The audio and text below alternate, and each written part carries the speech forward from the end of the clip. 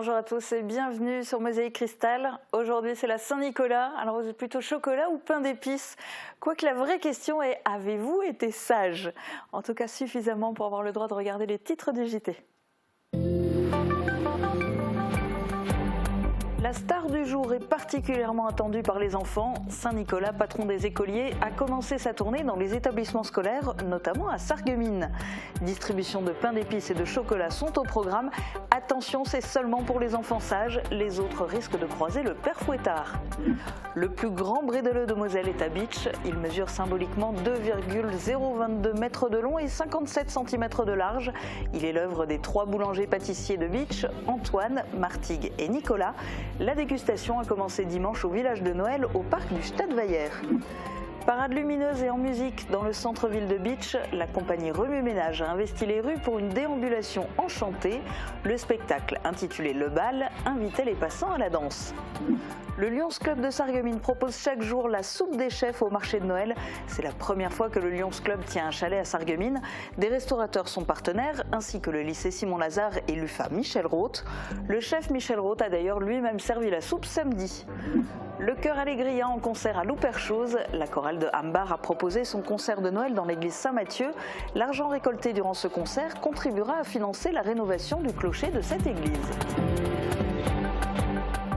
L'invité du jour est venu célébrer à la télé un triple anniversaire. Jean-Claude Casse, bonjour. Bonjour. Et ce triple anniversaire concerne le sanctuaire du Blauberg à Sarreguemines. Vous allez tout nous expliquer dans quelques minutes. Et puis c'est bientôt Noël. Marie-Morgane est sur le plateau pour en parler. Quel sera le thème de ta chronique? Bien, je vais vous donner des petites idées de cadeaux, mais des cadeaux de seconde main. Chouette, tu vas nous dire tout ça tout à l'heure. Et puis on terminera cette émission par un plongeon dans les coulisses des 100 ans des musées de Sarreguemines. Vous verrez les petites mains qui œuvrent pour mettre en valeur le patrimoine faïencier de la ville et le travail qu'elles ont accompli pour organiser ce 100e anniversaire. Mais on ne va pas faire patienter plus longtemps les enfants. Chaque année, il est de retour pour le 6 décembre. Saint-Nicolas, patron des écoliers, a commencé sa tournée dans les différentes écoles de Sarreguemines. Les petits attendaient évidemment ce grand moment. Reste à savoir si tout le monde a été sage.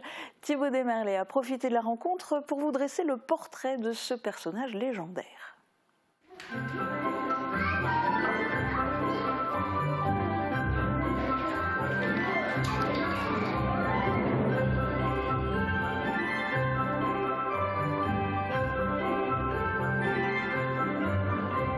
Bonjour les enfants.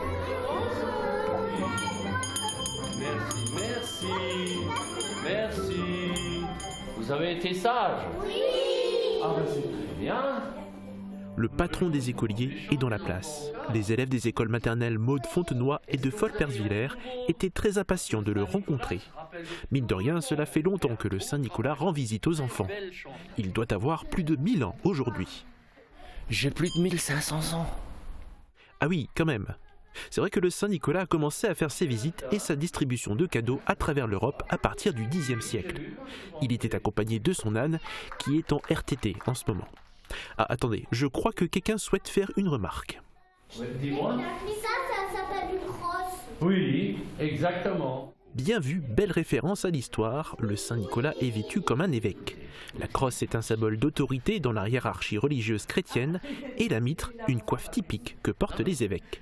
D'ailleurs, le patron des écoliers trouve son origine à travers un évêque qui a vécu au IIIe et IVe siècle, Nicolas de Myre. Bref, revenons du côté des écoles maternelles.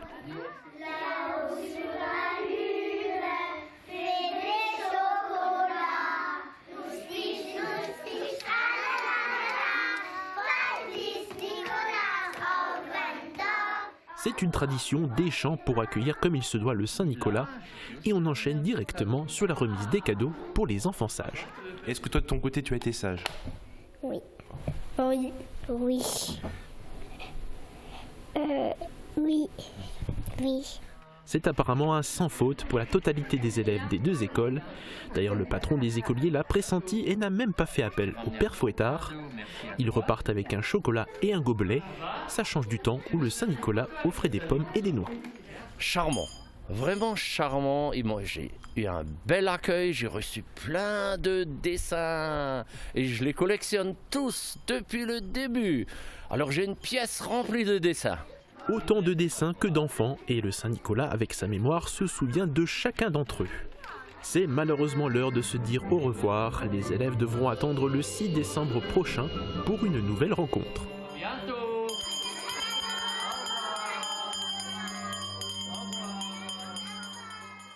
On change de friandise, le plus grand brédeleu de Moselle est à Bitche. C'est un record réalisé par les boulangers-pâtissiers de la ville.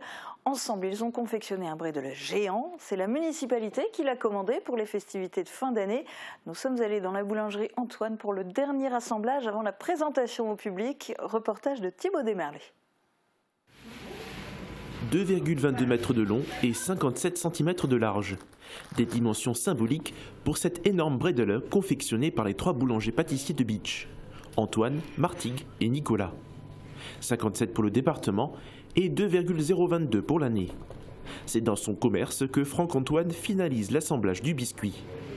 Il est composé d'une pâte en base Leckerli avec notamment des fruits confits et du miel. Pour la décoration, Franck-Antoine a rajouté les Imstern, de la glace royale sur les bords et une petite touche de couleur à l'aérographe. Écoutez voir, c'est sympathique, ça fait une belle petite promotion, ça fait quelque chose pour la ville de Bitche, ça fera quelque chose pour les gens, c'est toujours un petit peu spécial quand on fait quelque chose de grand et de sympa, et puis ça va attirer des gens parce que les gens vont y voir, ils sont quand même curieux, et puis ça va embrasser des gens, et surtout la ville de Bitche en a besoin, et c'est très bien. La cerise sur le gâteau, c'est cette poudre alimentaire dorée. Franck-Antoine l'utilise à de rares occasions. Elle a plus de 90 ans et a été confectionnée par son grand-père. Ça me fait quelque chose chaque fois que j'ouvre cette boîte, ouais, c'est familial, ça fait un peu des frissons, quoi, voilà. Mais c'est vrai, c'est familial, donc on pense toujours à ce qui s'est passé, on a les vieilles photos, on a ses grands-parents dans la tête, voilà. Ouais. Le brédeleu est fin prêt pour la présentation au village de Noël, au parc du Stadtweiher. Distribution gratuite pour tout le monde. Les passants sont sous le charme. Le pain d'épices est délicieux et le glaçage est vraiment très très bon. On ressent un petit peu toutes les saveurs, on va dire, de saison. Hein. En Alsace, ils font des brédeleux. Donc c'est un petit peu la même chose. Hein. On sent qu'il y a les saveurs qui sont à peu près identiques. Donc je suis assez agréablement surpris. L'énorme biscuit vient clore la semaine consacrée au brédeleu. Elle a mis à l'honneur les savoir-faire de la profession. Les festivités, quant à elles, continuent pour la place de Noël du Bitcherland. On reste à Bitche et dans l'ambiance de Noël. Les rues de la commune ont été transformées en pistes de danse géantes. Les artistes de la compagnie Remue Ménage se sont promenés à l'intérieur de la cité à l'occasion d'une parade lumineuse à laquelle Emilia Zell a assisté. Elle n'était d'ailleurs pas la seule à regarder le spectacle Le Bal, comme vous pourrez le constater en visionnant ce reportage tout en extrait.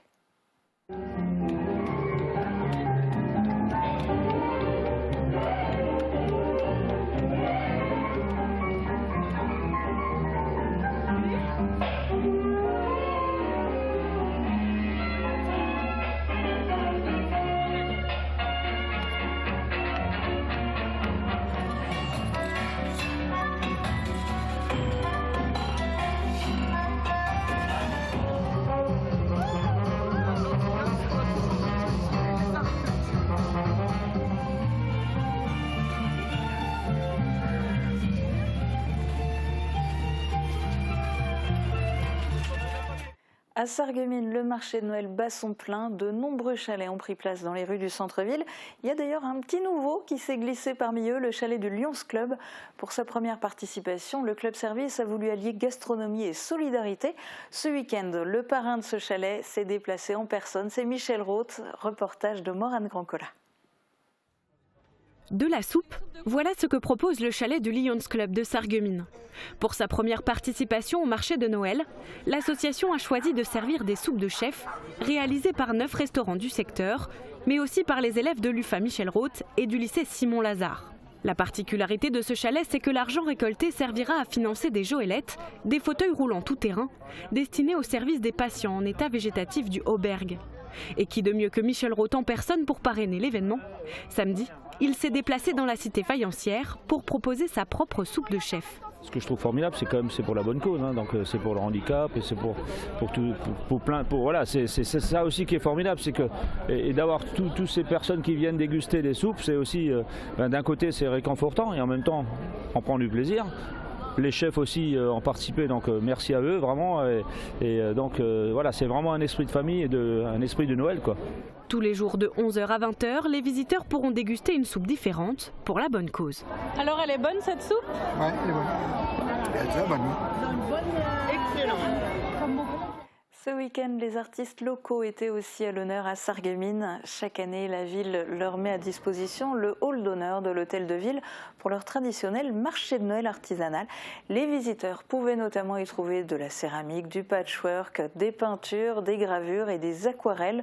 9 exposants étaient présents cette année. Si vous avez raté l'événement, rendez-vous l'année prochaine, le premier week-end de décembre, pour découvrir leurs créations. Autres artistes, autres lieux, une nouvelle exposition a pris possession du salon d'honneur du Casino des Faïenceries de Sarreguemines, celle du peintre Stéphane Béhu. Au total, une trentaine d'œuvres sont visibles tous les jours en libre accès de 14h à 18h et ce jusqu'au 11 décembre. En plus de ces œuvres, l'artiste présente celle de son élève Michel Riboton. Une jolie exposition qui mêle classique et abstrait à découvrir donc jusqu'à dimanche. Nous sommes actuellement dans la période de l'Avent, l'occasion pour la chorale Allegria de Hampart de démarrer ses traditionnels concerts de Noël. Dimanche, les choristes se sont rendus à l'église de Louperchouse pour la première fois. Morane Grandcola a assisté au concert.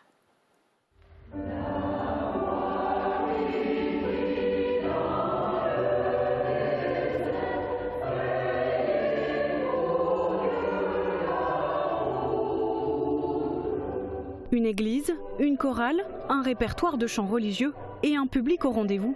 C'était la recette du concert de Noël proposé par le chœur Allegria. Dimanche après-midi, la chorale ambachoise s'est déplacée à l'église de Louperchouse pour 1h30 de concert. Depuis 10 ans, le chœur Allegria donne 2 concerts de Noël chaque année.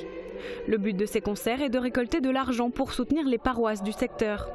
D'ailleurs, l'argent récolté durant cette prestation servira à rénover le clocher de l'église Saint-Mathieu de Louperchouse.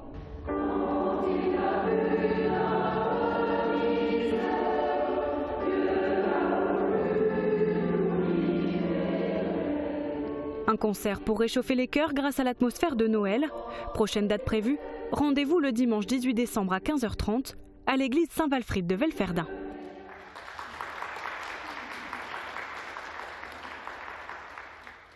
Et on s'intéresse maintenant à un autre lieu de culte, le Blauberg, avec notre invité du jour.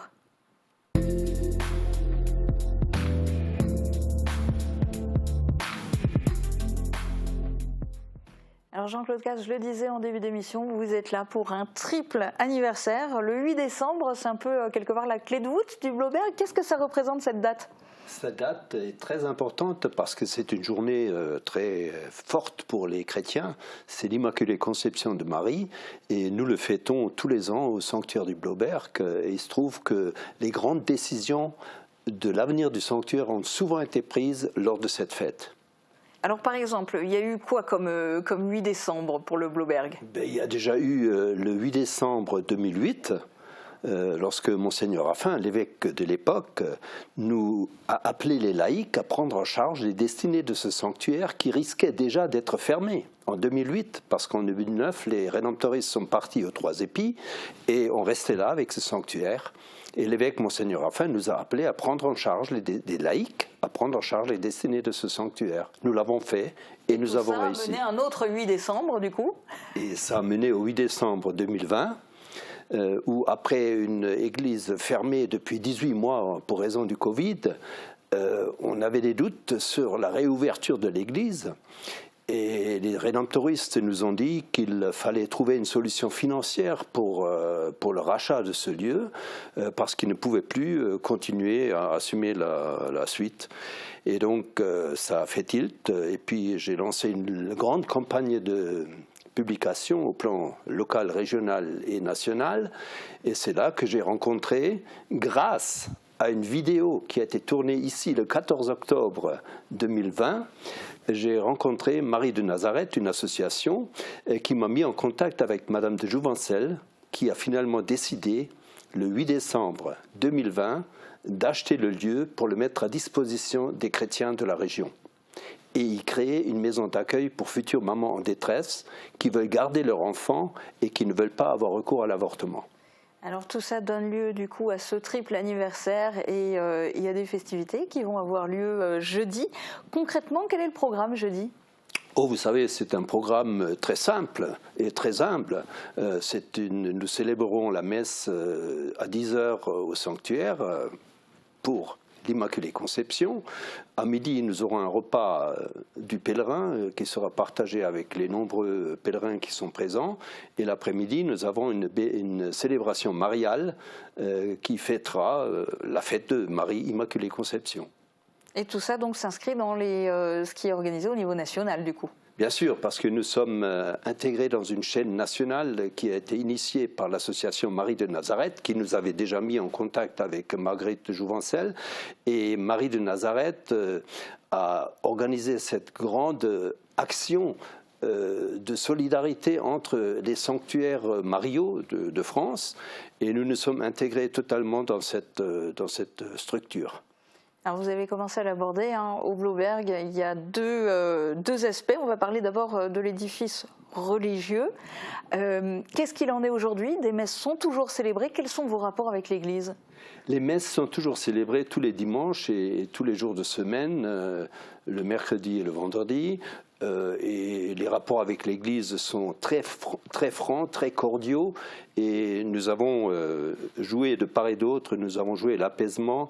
Et je pense que des solutions vont rapidement être trouvées. Nous avons des contacts réguliers avec nos frères de l'évêché. Quelle solution ? Qu'est-ce que vous espérez ? Nous espérons que le sanctuaire puisse continuer à vivre.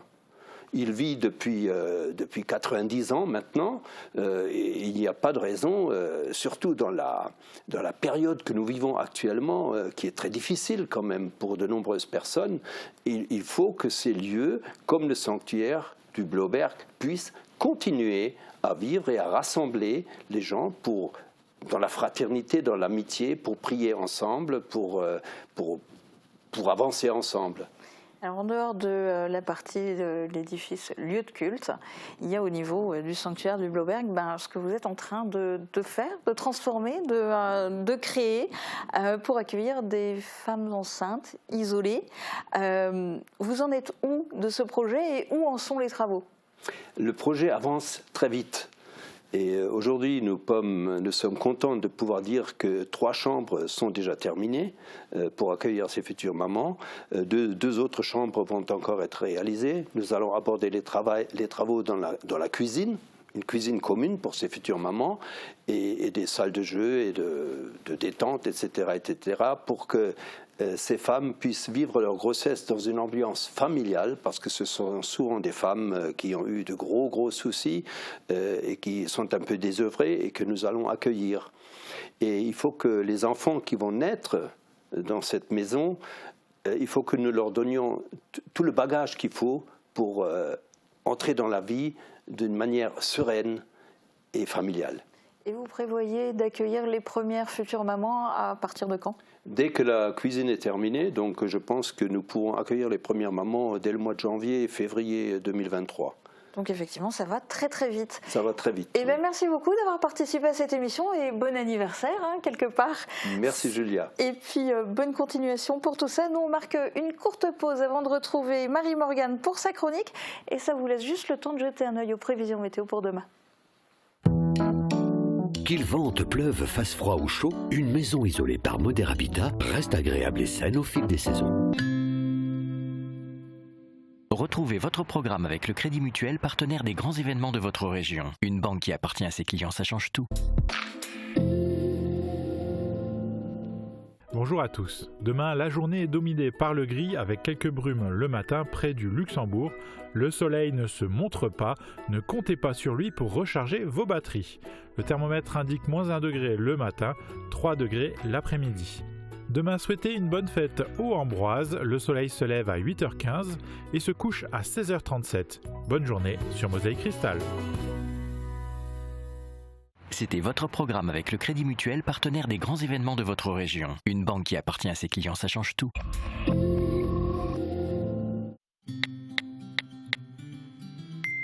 Un coup de foudre, c'est une sensation inexpliquée, incontrôlable lorsque deux personnes qui ne se connaissent pas se rencontrent pour la première fois. Un coup de foudre peut arriver et être éphémère. Je vais plutôt vous inciter à garder les yeux ouverts. Vous lui plaisez, il vous plaît, vous êtes libres tous les deux, ça démarre bien, voire très bien. Prenez votre temps, apprenez à vous connaître, rencontrez-vous encore, construisez pas à pas votre relation. C'est comme ça que commencent la plupart des histoires d'amour. Avenir Complice vous accueille à Metz, Sarreguemines et Terville. Revivez les meilleurs moments sportifs de 2021 et 2022 en présence d'Aurélie Muller, triple championne du monde de natation, Yann Schrub, médaillé de bronze au championnat d'Europe, et de Michel Ladjic, gymnaste sarregueminois et finaliste de l'édition 2022 de Ninja Warrior. Rendez-vous pour le palmarès sportif à l'hôtel de ville de Sarreguemines le mardi 13 décembre à 18h. Début de la cérémonie 18h30, entrée gratuite.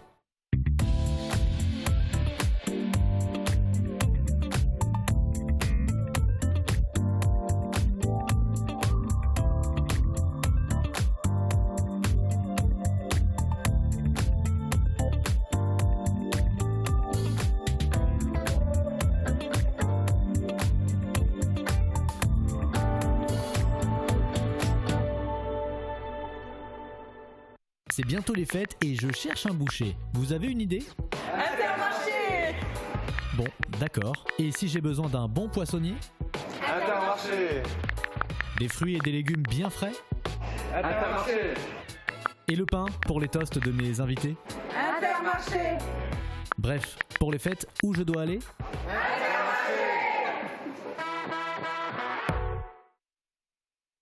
Découvrez jusqu'au 24 décembre le marché de Noël de Sarreguemines où plusieurs animations vous attendent. Une rencontre avec le Père Noël, une patinoire, des spectacles, des marchés de producteurs locaux, des expositions, des animations, mais aussi de la musique de Noël. Vivez entre magie et tradition le grand défilé de la Saint-Nicolas et la Sainte-Lucie. Un événement proposé dans le cadre de Noël de Moselle. Plus d'informations sur noël.sarreguemines.fr. Découvrez les formations variées du CFA BTP de Montigny-lès-Metz. Les métiers du bois, du génie climatique, sanitaire et thermique, les travaux publics et le gros œuvre, les aménagements et finitions, les métiers du métal. Le CFA BTP, c'est aussi un équipement sportif exceptionnel et un internat tout confort.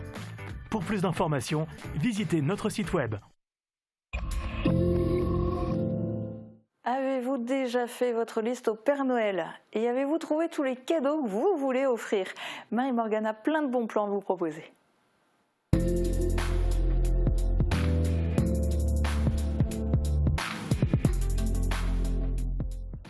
Et oui, Marie-Morgane, parce qu'aujourd'hui c'est la Saint-Nicolas, d'ailleurs on lui fait aussi des cadeaux, hein, et pas toujours que des chocolats et du pain d'épices, mais toi tu voulais vraiment nous parler spécifiquement de Noël et des cadeaux.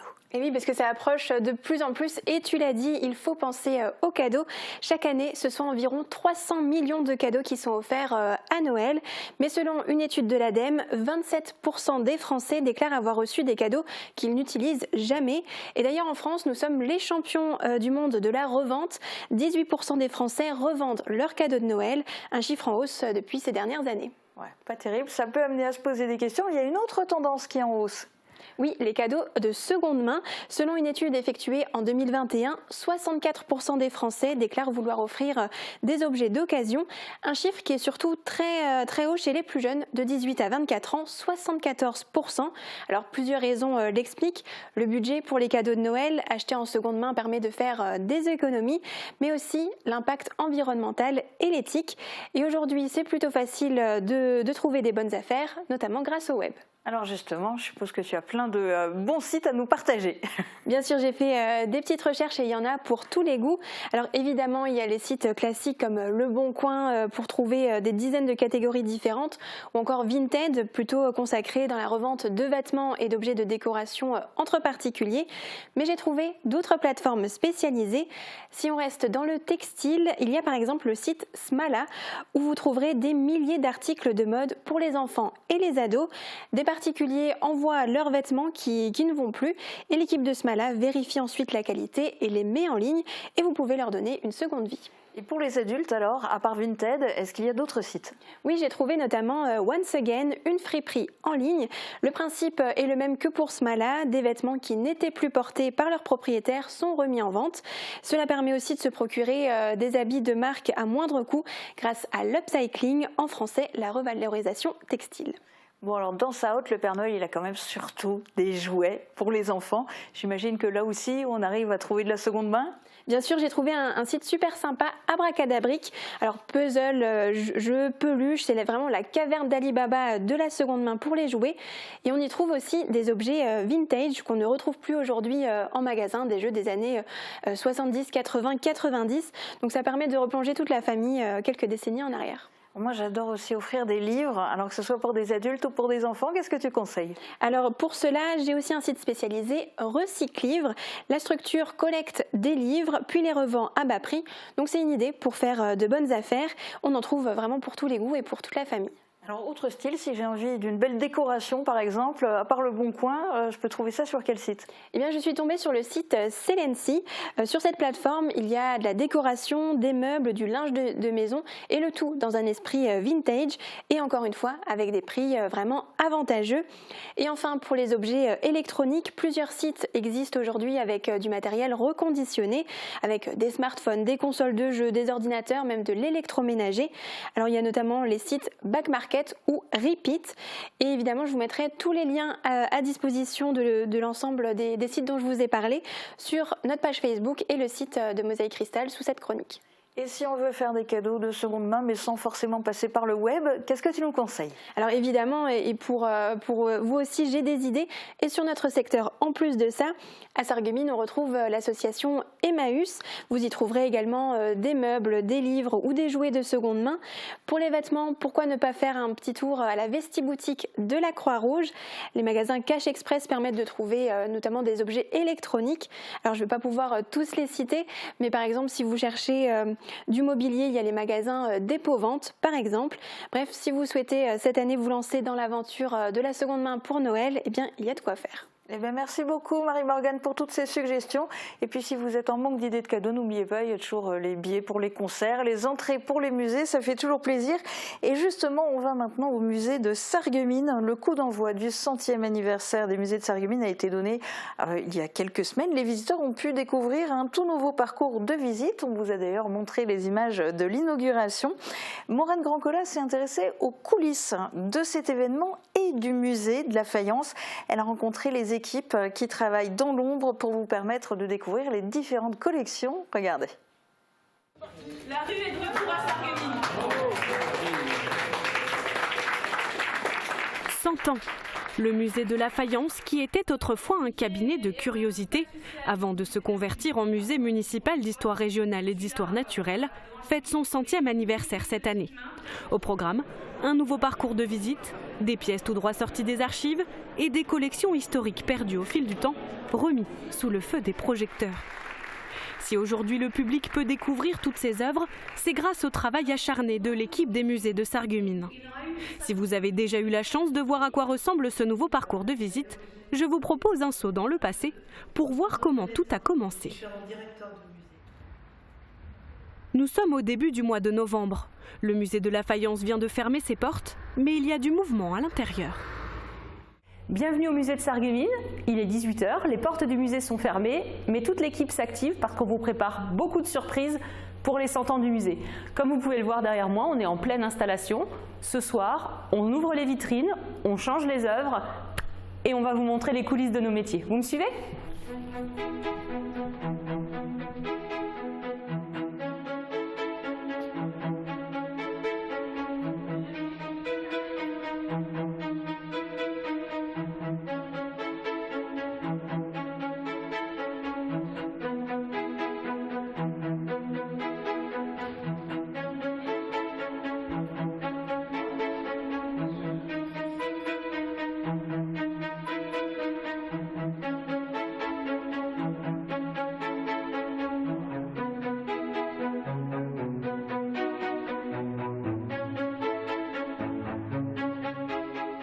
le but de cette soirée, c'est de monter le nouveau parcours de visite. Donc évidemment, le transfert des œuvres, on ne peut le faire qu'une fois que le musée est fermé.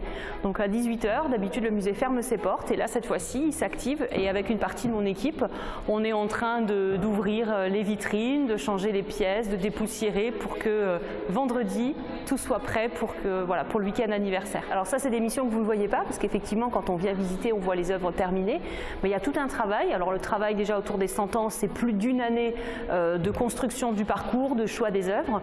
Ensuite on a les restaurateurs qui sont intervenus pour en dépoussiérer, pour en faire quelques petites réparations sur certaines. Et après, même encore ce soir, bien qu'on ait des plans bien établis, parfois on change d'avis, on se rend compte que visuellement ça ne rend pas, donc on change les pièces, rien n'est figé et même à la dernière minute on peut encore changer des choses.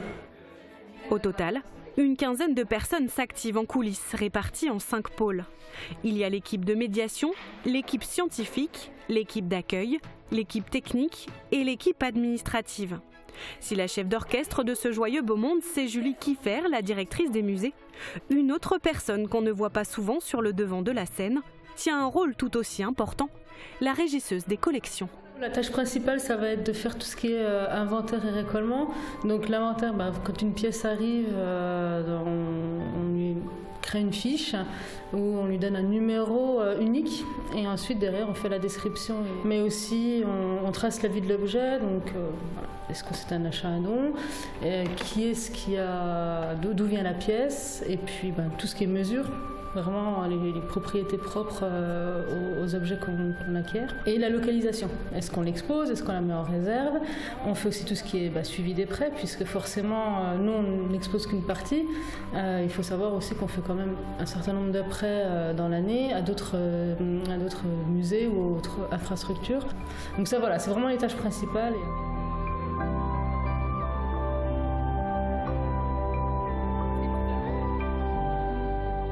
1 an et demi de travail ont été nécessaires pour mettre sur pied ce 100e anniversaire. Si la partie recherche scientifique est celle qui prend le plus de temps, l'étape de programmation et de médiation est sans doute l'une des parties les plus importantes car elle permet de rendre cette exposition accessible à tous. On préserve les œuvres, mais préserver pour ne pas les montrer, ça ne sert à rien. Donc là, on fait tourner les œuvres, on les sort des réserves, on va raconter leur histoire souvent cachée, qu'on ne soupçonne pas vraiment. Et le but pour nous, c'est que le public voit les œuvres différemment, comprenne à travers ces œuvres la technique qui se cache derrière, donc le savoir-faire des faïenciers, mais aussi l'histoire du musée, l'histoire des collections. Et c'est vraiment ça. On fête les 100 ans du musée, on ne fête pas l'anniversaire de la faïencerie, mais on fête vraiment l'anniversaire du musée et toute l'évolution des collections qu'on conserve. Lors de votre prochaine visite au musée de la faïence, souvenez-vous que les œuvres que vous découvrirez n'ont pas été placées là par hasard et qu'une équipe d'irréductibles passionnés a travaillé dur pour que vous puissiez les voir. Et profitez-en d'autant plus que l'entrée au musée est gratuite jusqu'au 24 décembre inclus. Une dernière info avant de vous quitter, l'Allemagne teste ses dispositifs d'alerte jeudi. Il y aura notamment des messages d'alerte transmis via les réseaux cellulaires. Comme on est en zone frontalière, vous pouvez être destinataire de ces messages. Ne vous inquiétez pas, le 8 décembre, ce ne seront que des tests. Voilà, vous savez tout, il ne me reste plus qu'à vous souhaiter une très bonne journée et à vous donner rendez-vous demain dès midi sur Mosaïque Cristal.